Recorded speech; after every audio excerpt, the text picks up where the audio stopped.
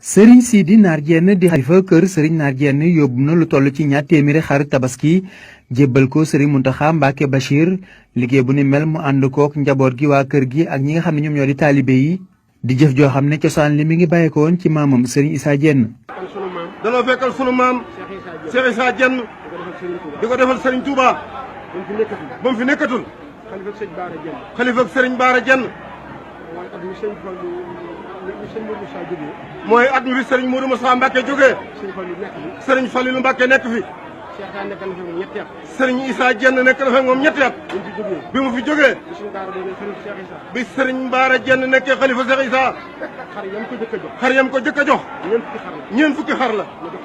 mu jox ko Serigne Fallilou keroog Serigne Fallou da ko ni Cheikh Mouhamadou Lamine Diène ñeent fukki ruu yu àndandoo benn yoon yaa ma ko jëkk a jox ci yoonu murit kon nun joxee tabaski